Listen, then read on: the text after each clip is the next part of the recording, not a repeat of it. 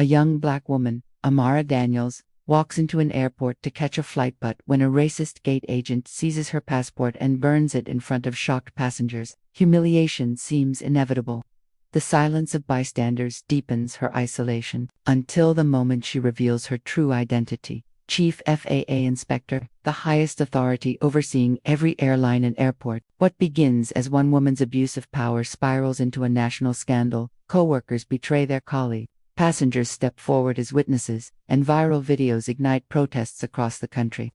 In a dramatic tribunal, Cheryl Mason, once smug and untouchable, crumbles under testimony, stripped of her career and dignity. While Cheryl fades into obscurity, Amara's strength and silence echo across generations, inspiring change, policy reform, and hope. This is not just a story of racism and abuses, about justice, resilience, and the poetic downfall of hate. The terminal buzzed with impatience. Rolling suitcases hummed against tiled floors. Boarding calls echoed, and a sea of weary travelers shuffled toward gates. Amara Daniels moved quietly through the chaos, her leather folder tucked beneath her arm. Her steps were unhurried, her posture upright. She had flown countless times, but airports always brought her a subtle crowds pressed close, eyes too often lingering on her with suspicion. She found her gate and joined the line. Her ticket bore the crisp blue seal of a federal business class reservation, but she wore no status symbols, only a navy blazer, hair in a neat bun,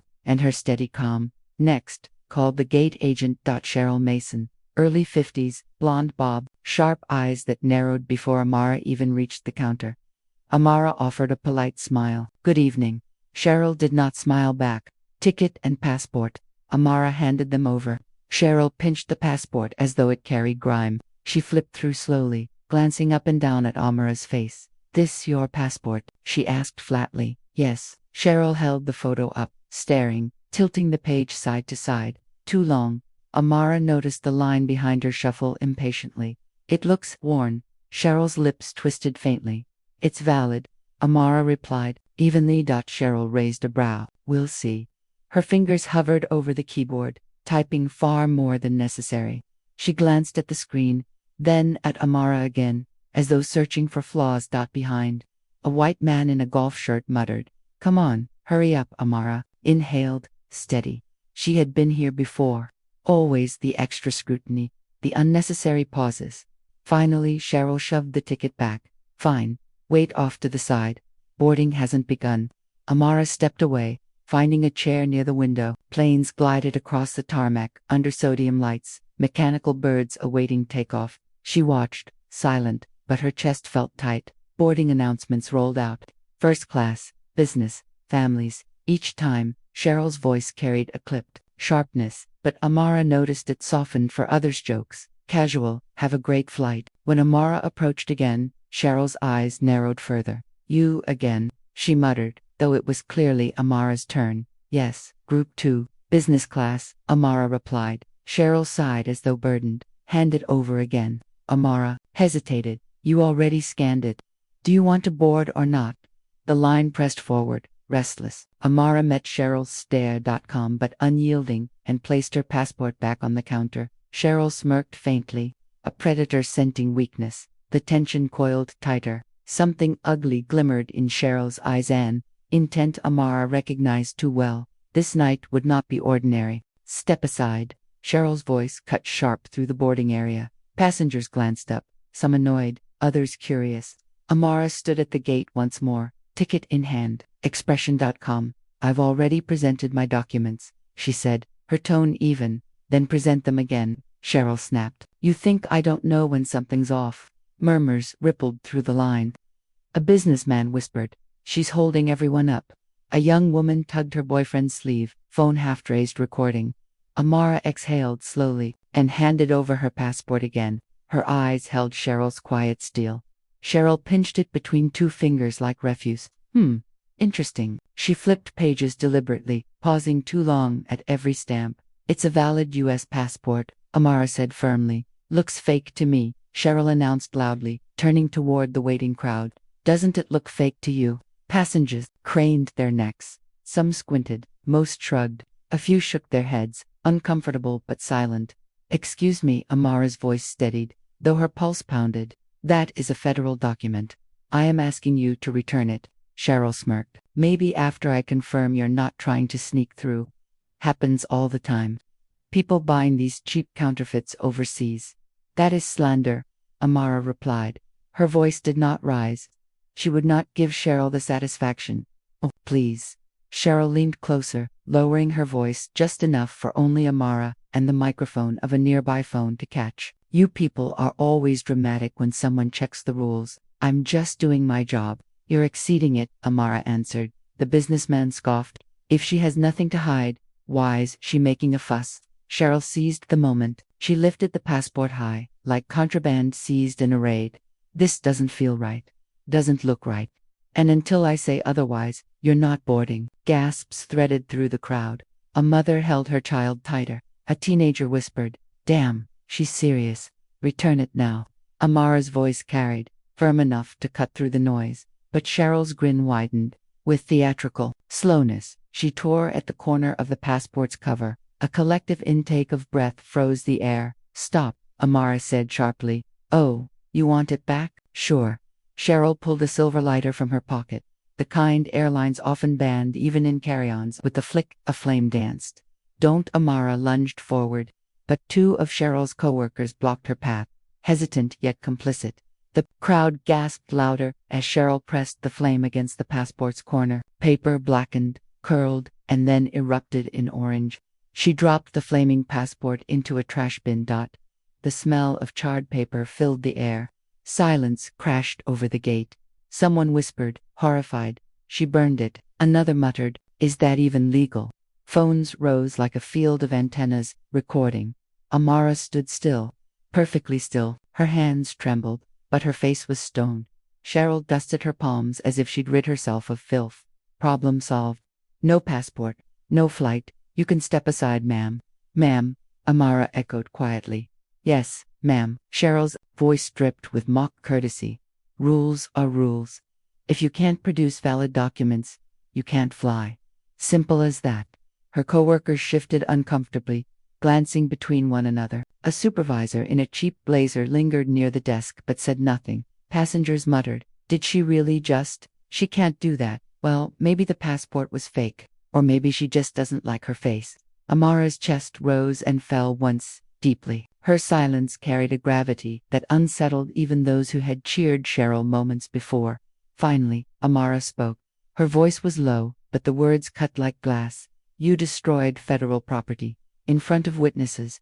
On record. Cheryl scoffed. Oh, give me a break. What are you gonna do? Sue me? You don't even have ID anymore. You're grounded. Laughter, a few chuckles from the line. Nervous, complicit. Amara turned her gaze slowly across the room. The silence of the crowd weighed heavier than Cheryl's taunts. Eyes darted away, ashamed, but no one stepped forward. Anyone else smell that? Cheryl mocked, fanning the faint smoke from the bin. Smells like fraud going up in flames. Her coworkers laughed weakly, though their eyes betrayed fear. A voice returned, steady as steel. Every person in this gate just witnessed a crime. Oh, please. Cheryl rolled her eyes. You think anyone here cares? They just want to get on their flight. Nobody cares about your little dramatics. The businessman muttered. She's right. Let's go. We're all late. A Latina woman near the front whispered to Amara, I'm so sorry, then looked down quickly when Cheryl's glare swept her way. Cheryl leaned on the counter, smug. See, nobody's coming to save you. You're not special. You're just another angry black girl with a story no one believes. Amara's jaw tightened. Heat surged beneath her skin, but she would not break. Cheryl tapped the desk with her manicured nails. Now, why don't you step aside before I call security to remove you? Maybe they'll find out what else you're hiding. Amara lifted her chin, her silence louder than a shout. The crowd shifted, uneasy. Some finally began to record more, openly, their phones aimed directly at Cheryl. Cheryl noticed and sneered. Go ahead, film all you want, it won't change a thing. You don't matter. But the certainty in her voice cracked ever so slightly, as if she sensed the balance beginning to tip. Amara did not speak again. She didn't need to. Her silence was deliberate, coiled, waiting. And Cheryl, oblivious, drunk on the moment, mistook it for defeat. She smiled triumphantly. Next passenger, please. The gate was frozen in a stunned hush. smoke from the burned passport still lingering faintly in the air. The silence was heavier than the act itself. Amara stood unmoving, her gaze fixed forward. She had learned long ago that silence could carry power, but in this moment, silence also revealed weakness, not hers, but everyone else's. From behind, a man's voice broke. Well, she must have done something. They don't just burn passports for no reason. Are you serious? A younger woman hissed. You saw what happened. That agent just torched it. The man shrugged. Maybe it was fake. Maybe she caught something we didn't. No, the woman replied sharply, though quieter when Cheryl's eyes swept the line. That was wrong. That was next passenger, Cheryl barked, her smirk returning. We don't have all night. People shuffled forward nervously. A mother tugged her child along, whispering, Don't look, mijo, just walk. A black man near the back clenched his fists. His teenage son tugged at his arm. Dad, let it go. His jaw worked, teeth grinding, but he said nothing. Closer to the front, a Latina mother rocked her baby in its carrier. She whispered toward Amara, barely audible. Lo siento, I'm sorry. Her eyes darted away, fear cutting her apology short. Cheryl noticed the whisper and scoffed. Oh please, don't pity her. She's just making a scene.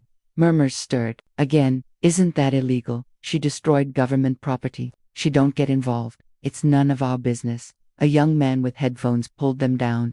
Yo, that was straight up racist. Someone should call his girlfriend grabbed his arm quickly. Don't, you'll miss the flight. Let someone else handle it. Phones hovered like hesitant witnesses. Some filmed, others lowered them quickly when Cheryl glanced over. Amara remained still, her hands folded before her, her silence deliberate, but her mind registered every head turned away, every throat that swallowed words unsaid.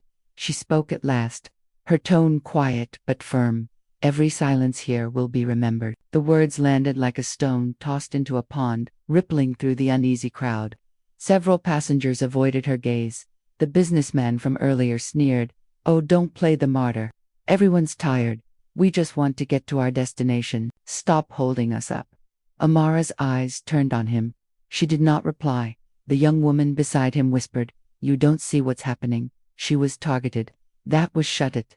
The man snapped under his breath. From the counter, Cheryl's laugh cut sharp. See, nobody here cares. They just want to get on their flight, not listen to you cry about unfairness. She leaned closer, smirking. You think any of them will stick up for you? Look around. And indeed, the crowd bent their eyes down toward phones, toward bags, toward anything but Amara.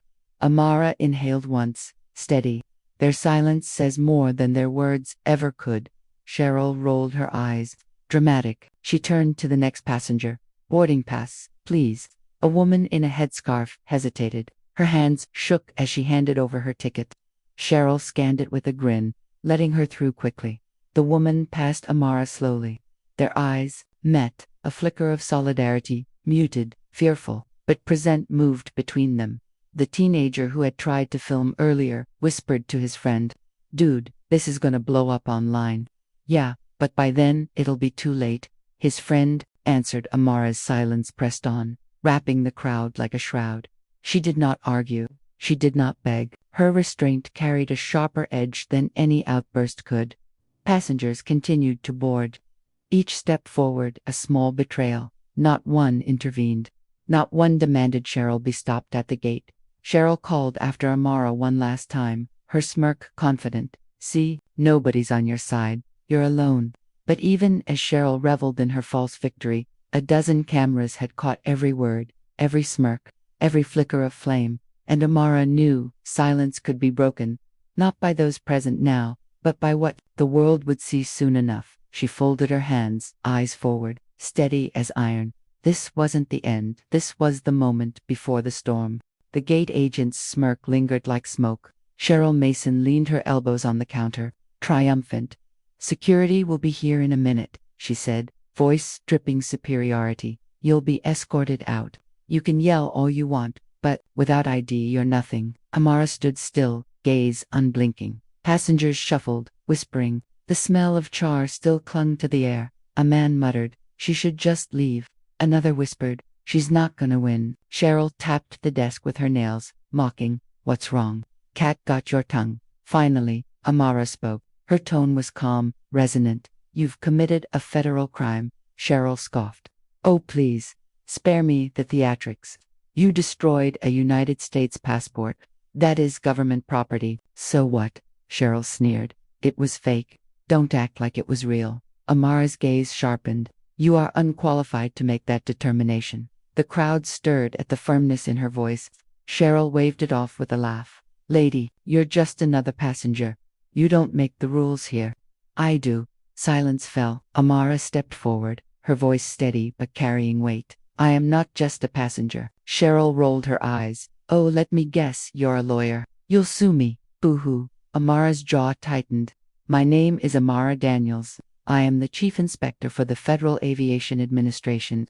The words hit the air like a thunderclap. Gasps rippled through the gate. Phones zoomed closer. A whisper ran like a current. Did she just say Chief FAA Inspector? Wait, FAA like the government FAA? Oh my God. Cheryl blinked, her smirk faltering. What did you just say? You heard me. Amara's eyes bored into hers. Chief FAA Inspector. My office oversees every airline, every airport, every agent including you. A co-worker at the desk muttered, pale-faced, oh no. Amara's voice sharpened, each word deliberate. And you just set fire to a federal travel document in front of witnesses. The crowd buzzed. Phones recording closer now. Cheryl's throat bobbed as she swallowed, but she forced a laugh. Why, you're lying. That's just a title you made up. Do you want to call and verify with the Department of Transportation? Amara asked coolly. A hush fell again. The weight of authority pressed on the room. Even those who had been silent felt it. A man whispered to his wife, she's serious. Cheryl forced another laugh, brittle this time. You think flashing some fancy title will scare me? Doesn't change the fact you don't have a passport anymore. Amara's eyes gleamed with restrained fire. You destroyed my passport, on camera. Before a room of witnesses. You will answer for it. Why, you're bluffing. Cheryl's voice cracked slightly. Amara stepped closer, lowering her voice just enough to slice. Agents like you assume people like me are powerless. But tonight, you chose the wrong target. The crowd murmured louder, phones still rolling. Cheryl's coworkers shifted nervously behind the desk, avoiding her eyes. One whispered to another, she outranks the entire airline. Cheryl turned on them. Don't just stand there, back me up. But neither spoke. Amara's silence pressed again, steady, unbearable.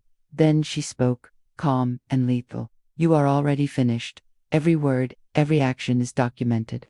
Your career ends tonight. Cheryl's breath quickened. She looked at the passengers, desperate. Don't listen to her, she's lying. She's just trying to intimidate me. But no one spoke in her defense. The only sound was the hum of dozens of phones recording. Catching her panic, Amara folded her hands behind her back, her posture military sharp. This gate is now under federal investigation. And you, Ms. Mason, will answer directly to me. Gasps. Again, someone whispered, she's toast. The businessman from earlier muttered under his breath. Damn, she's legit. For the first time all evening, Cheryl Mason had no words. Her lips trembled, eyes darting between passengers, co-workers, and the unwavering calm of the woman she had tried to humiliate. And Amara Summit, resolute, let the weight of her title crush the room. This was no longer humiliation. This was reckoning. The gate was no longer silent. It hummed with tension.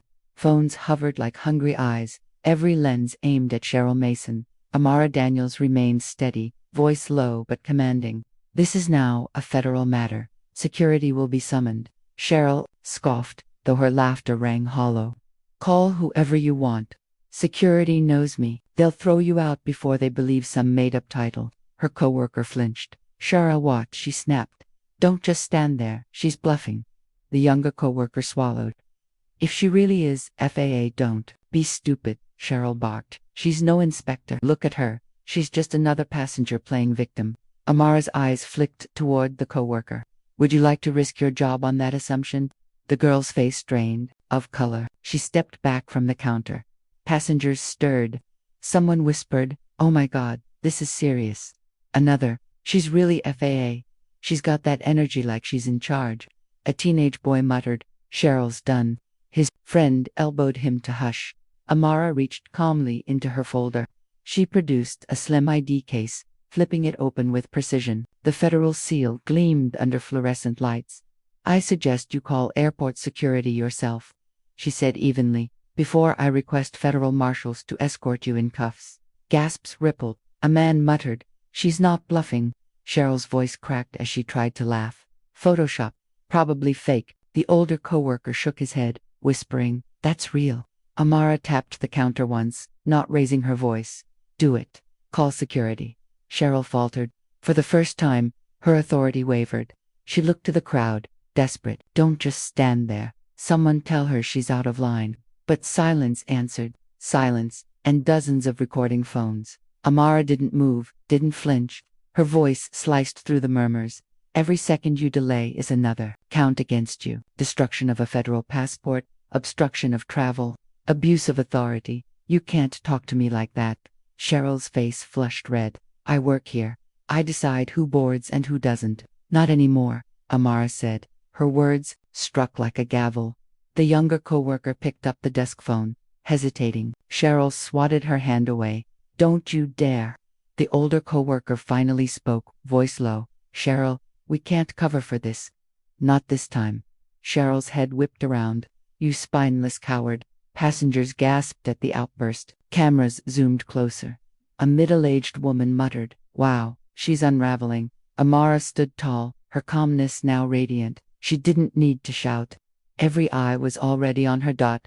Then came the heavy boots of airport security, 2 officers, pushing through the crowd. "Problem here?" the taller one asked, glancing between the women. "Yes," Cheryl blurted. "This passenger caused a disturbance, refused to comply, and tried to pass a fake passport." The crowd erupted in murmurs, disbelieving, angry, some openly scoffing. Amara waited, let her hang herself. The officer turned to Amara. "Ma'am, your ID." Amara extended the folder calmly.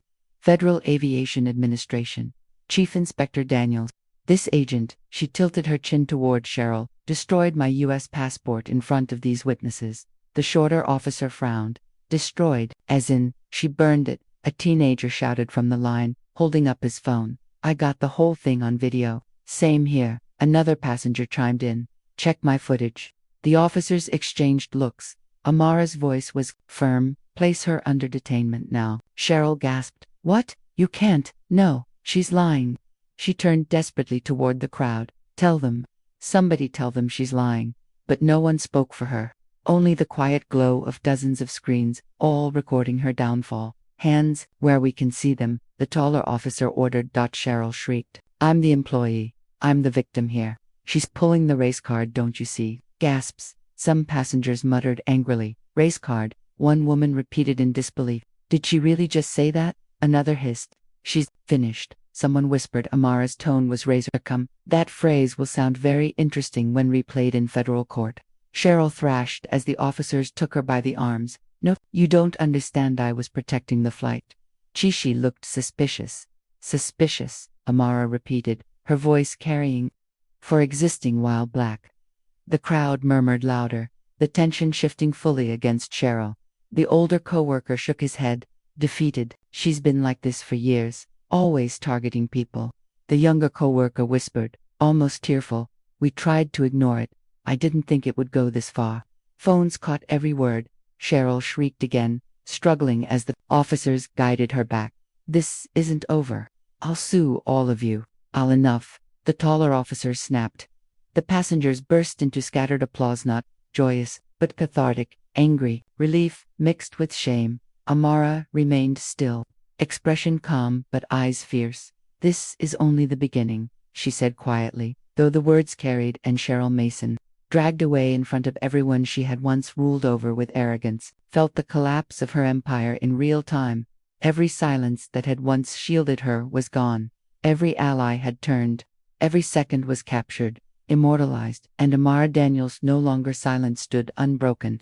By the time Cheryl Mason was dragged away, the videos had already left the gate. Passengers uploaded in real time. Within minutes, hashtags erupted. Hashtag passport burning, hashtag while black, hashtag FAA Inspector. Screens in the terminal lit up with notifications. Some passengers gasped as news feeds refreshed before their eyes. "Holy, look, it's already on Twitter." a college student muttered, shoving his phone toward his friend. Her eyes widened. 40,000 views already. That's insane. Another passenger whispered. It's on TikTok too. Look, comment sections are blowing up. Amara stood off to the side, away from the boarding line. Her phone buzzed nonstop. She hadn't said a word yet. Silence remained her shield. Even as chaos rippled outward, a CNN push alert flashed on screens across the airport. Viral video. Airline gate agent accused of burning black woman's passport. Cheryl's coworkers huddled, pale and panicked. What do we do? The younger one whispered. The supervisor shook his head. There's nothing to do. It's out of our hands now. Passengers whispered openly now, no longer afraid. That was straight up racist. She didn't even try to hide it. Wait till corporate sees this. One man laughed bitterly. Corporate? This is national. She'll be lucky if she doesn't end up in jail. Amara's phone buzzed again. She finally glanced down. Messages filled the screen. FAA Deputy Director. Saw the video. We're with you. Don't say anything yet. Headquarters mobilizing. Senator Lewis. Unacceptable. Call me immediately. Civil Rights Coalition. You've got our full backing. Tell us how to help. She locked the screen, slipping the phone back into her folder. Her expression never changed. Nearby, a nervous young woman whispered, "Why isn't she saying anything? Shouldn't she?" "I don't know. Address it." Her friend shook his head. "She doesn't need to. The video speaks louder than words." At the gate, the replacement agent tried to continue boarding, but the crowd wasn't focused on the flight anymore. All eyes stayed on Amara, the woman who had endured humiliation and silence, then revealed power with a single sentence. In another corner of the terminal, a group of college students huddled. "We should go live," one said, holding up his phone. "Yeah, show people what it's like here right now." The live stream spun up, thousands of viewers joining within seconds. Comments scrolled rapidly. "That agent needs to be fired immediately. Is she really FAA Chief Inspector?" Finally, someone in power calling it out. Protesters were already gathering outside the airport's mall clusters at first. Signs hastily written, chants starting. Security radios crackled with updates. Crowds forming at Terminal 4 entrances. Media vans arriving. The supervisor muttered, "This is spiraling out of control." A coworker whispered back, "No, it's already out of control."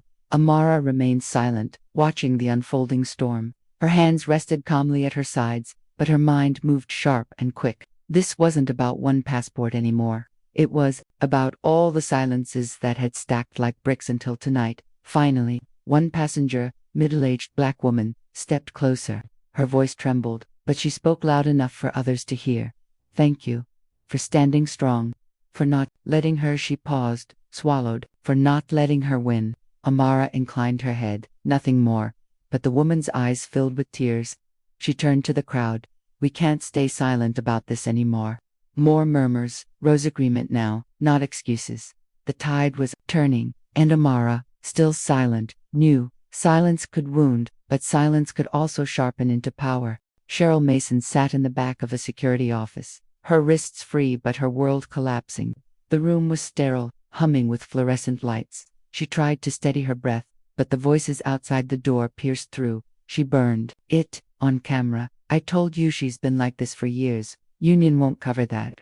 Her coworkers, talking freely now that she wasn't looming over them. Cheryl slammed her fist on the table. "Liars. All of them." The door creaked open. Her supervisor, Harold, shuffled in. His tie was crooked, sweat beading his brow. "Cheryl," he said, carefully, "thank God. Tell them I was doing my job. Tell them she was suspicious. You know how it is." Harold didn't sit. His eyes flicked to the security camera in the corner. "It's out of my hands." Cheryl blinked. "What? The videos are everywhere. News outlets, Congress members, even the airline's CEO has called twice. They're demanding answers." "I was protecting the flight." Cheryl's voice cracked. "You know me, Harold. I'm thorough. I don't let things slide." "Thorough?" Harold snapped, his voice dropping for the first time. "You torched a passport in front of 200 people. She provoked me. She was the Chief FAA Inspector," he hissed. "Do you have any idea what you've done? She outranks all of us combined." Cheryl's face went pale. She tricked me. How was I supposed to know?" Harold exhaled, shoulders sagging.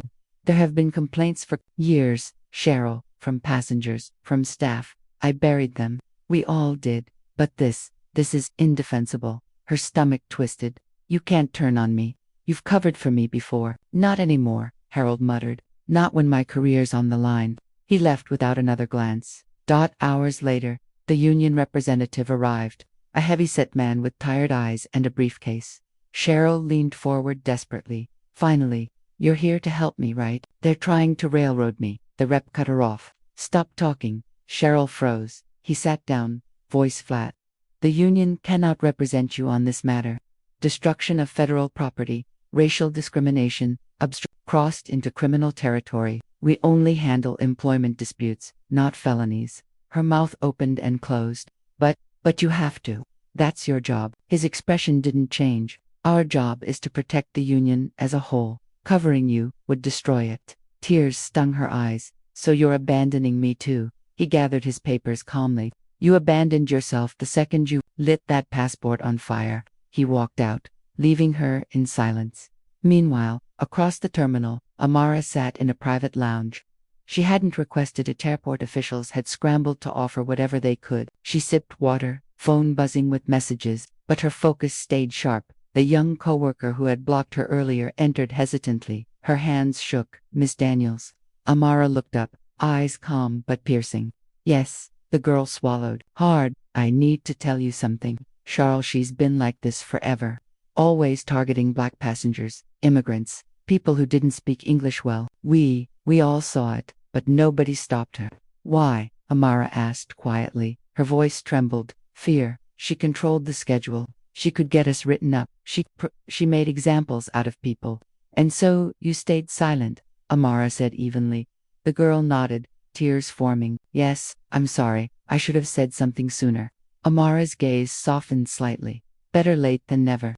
But silence has consequences. The girl wiped her eyes. I'll testify. Whatever you need, I'll tell them everything. Amara inclined her head once. Then, you may begin to make it right. Elsewhere, Cheryl's older coworker gave his statement to investigators. His voice was tired, resigned. She had a pattern. Always pulled random checks on minorities. Ignored complaints. We all knew it. But management looked away. Until tonight. The investigators scribbled notes. And why tonight? He sighed. Because she picked the wrong person. Someone with power. If Miss Daniels had been just another traveler, Cheryl would still be out there, smiling like she did nothing wrong. His words carried weight, echoing a truth too many recognized. Back, in the security office, Cheryl buried her face in her hands. Betrayal stung sharper than fear. Her supervisor, her union, her coworkers, all turning their backs. She whispered to herself, desperate. I was in charge. I made the rules. They needed me. But the echo that answered was silence. And silence, she realized now, was the sound of her world collapsing across the terminal. Amara stood by the window, watching nightfall over the runways. Planes lifted into the dark sky, engines roaring like declarations of freedom. Her reflection stared back at Hercom, unbroken, but shadowed with memory. How many times had she been doubted, diminished, dismissed? Tonight was not an anomaly. It was just the moment one mask slipped far enough for the world to see. Her phone buzzed again. Another message. Congressional Oversight Committee, requesting your testimony. Tomorrow morning. Amara exhaled slowly. The storm wasn't over. It was only gathering. But this time, she would not be facing it alone. The chamber was packed. Cameras lined the back wall. Reporters hunched over notepads, their whispers like restless waves. The Congressional Oversight Committee sat elevated, faces stern under the harsh lights. At the center table, Amara Daniels sat, poised, black suit sharp, gaze unwavering. Across from her, Cheryl Mason shifted in her chair, pale and trembling. She avoided every camera. Her lawyer whispered frantically, but she barely heard. The chairwoman rapped her gavel. This hearing will come to order. Today we address allegations of racial discrimination, abuse of authority, and destruction of federal documents by an airline gate agent. The room stilled. Amara rose. Silence fell heavier. Ms. Daniels, the chairwoman said, state your name and position for the record. Her voice was steady. Amara Daniels, Chief Inspector, Federal Aviation Administration. Gasps rippled across the chamber, though everyone already knew. Hearing it on record gave it weight. The chairwoman nodded. Please describe what occurred. Amara's voice carried like steel through glass. On the evening of August 17th, at Terminal 4, my passport was seized and burned by gate agent Cheryl Mason. The act was unprovoked. When I questioned her actions, she dismissed my credentials and attempted to have me removed from the airport. She paused. The silence demanded more. This was not a misunderstanding. It was targeted harassment. The motive was clear to every witness in that terminal. The color of my skin. Murmurs surged. Reporters scribbled furiously. The chairwoman gestured. Thank you, Miss Daniels. We'll hear from witnesses now. The first was the nervous young co-worker from the gate. She wrung her hands but spoke firmly into the microphone. I saw it all. Cheryl Mason singled Ms. Daniels out immediately. She refused to scan her passport, then set it on fire. Her voice cracked. This wasn't the first time. She always went after minorities. We stayed quiet because we were scared. The chairwoman's eyes sharpened. Scared of what? She controlled our schedules, our jobs. If we crossed her, she retaliated. Everyone knew. Gasps again. Cheryl's lawyer buried his face in his notes. Next came the older coworker. His voice was weary. I've worked alongside Cheryl for 12 years. I've seen her target Black passengers, Muslim families, Latino travelers. I regret staying silent. But tonight, silence isn't an option anymore. The murmurs grew louder. Finally, a passenger was called, the Black woman who had thanked Amara at the gate. She leaned close to the microphone, voice trembling with both pain and fire. When I saw that passport burn, it felt like a piece of all of us was burning too. Because we've all been there, treated like we don't belong, like we don't deserve to fly, to move, to exist. But watching Ms. Daniels stand strong, it reminded me we're not powerless. Not anymore. The chamber erupted into clapping before the gavel slammed down. Order returned, but the air stayed charged.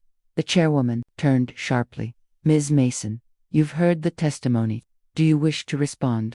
Cheryl rose slowly, gripping the table. Her face was flushed, eyes wild. This is a witch hunt, she spat.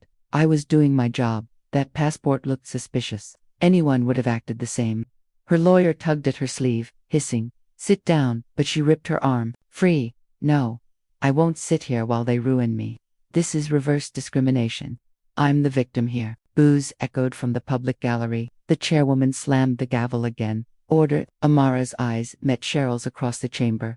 Calm, unflinching. You lit a fire, Amara said softly, but her words carried. And it consumed only you. The chamber hushed. Cheryl's lips trembled, but no words came. The chairwoman leaned forward. Ms. Mason, the evidence is overwhelming. You engaged in discriminatory behavior, abused your authority, and destroyed federal property. Effective immediately. You are barred from employment in the airline industry. Federal charges will be referred to the Department of Justice. The gavel slammed. Final. Cheryl collapsed into her chair, hands shaking, face buried in shame. Cameras flashed like lightning strikes. Amara remained standing. Reporters shouted questions, but she answered none. She didn't need to. The silence spoke volumes. As she left the chamber, the crowd parted. Some reached out clasping her hand, whispering thanks. Wiping tears, she moved steadily forward, the echo of the gavel still ringing in the air, and behind her, Cheryl Mason sat alone, a figure drowned by her own flames. The morning after the tribunal, the world had already judged Cheryl Mason. Every news site blared her face. Screenshots of the passport burning looped endlessly.